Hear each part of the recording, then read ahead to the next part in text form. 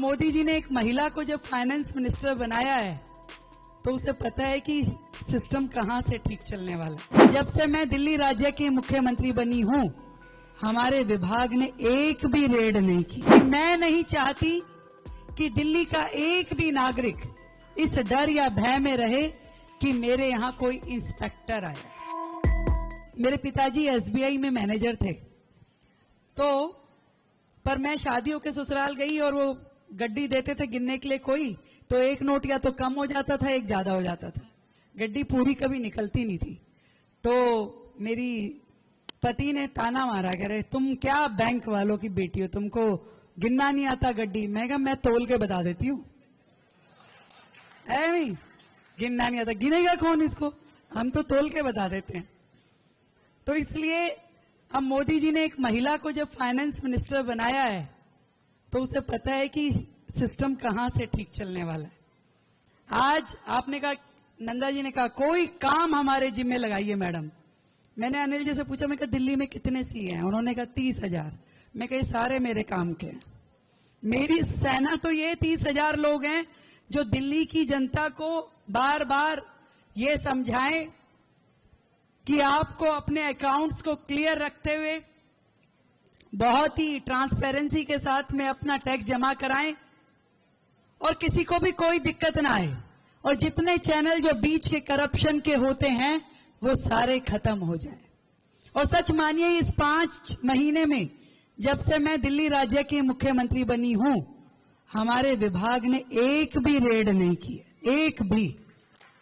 और मैंने अपने ऑफिसर्स को ये साफ तौर पे बता दिया कि मैं नहीं चाहती कि दिल्ली का एक भी नागरिक इस डर या भय में रहे कि मेरे यहां कोई इंस्पेक्टर आया है।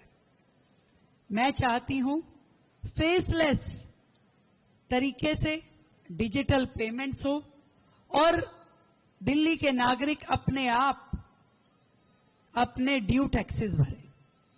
और जब मैं देख रही थी कि पुराना इतना बड़ा बैकलॉग अकाउंट्स में पेंडिंग पड़ा है, तो मैं कोई एक विशेष योजना लाने के मंशा रखती हूं।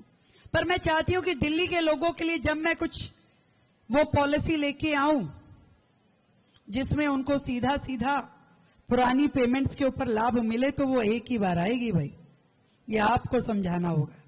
वो जो एक बार आए तो नए पुराने सारे अकाउंट हम सेटल करते हैं।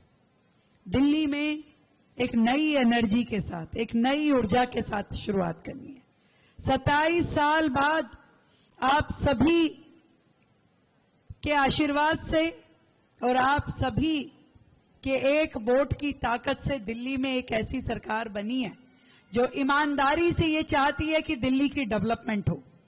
रोज आप अखबार पढ़ते होंगे, इन 5 महीनों में डेली एक नई पॉलिसी दिल्ली में विकास के लिए और एडमिनिस्ट्रेटिव रिफॉर्म्स के लिए लाई गई। नहीं तो आप बताइए कि यह क्या संभव था कि दिल्ली की लाइसेंसिंग प्रक्रिया से पुलिस विभाग को हटाया जाना? बताइए आप लोग। वर्षों से इस लाइसेंसिंग की मल्टीपल एजेंसी सिस्टम में हजारों दुकानदार परेशान थे। एक एजेंसी से लाइसेंस लो, दूसरी से लो, तीसरी से लो, चौथी से लो। और इसी चक्कर में जब हम ये डाटा चेक करते थे कि कितने लोगों के पास जीएसटी है, तो बहुत कम मिलता था। क्यों कम जीएसटी है भाई लोगों के पास? कह रहे लाइसेंस ही नहीं मिल पाता। हमने वो सारी की सारी मल्टीप्लिसिटी जो है उसको कम करना शुरू किया है। आज पुलिस विभाग को वहां से हटाया जाना एक बड़ा रिफॉर्म है। जो फैक्ट्री लाइसेंसिंग है उससे एमसीडी को हटाया जाना एक दूसरा बड़ा रिफॉर्म है। और अब एक सिंगल विंडो के साथ में लाइसेंस मिलना, हर प्रकार की परमिशन मिलना, एक बड़ा रिफॉर्म सरकार लेके आने वाली है।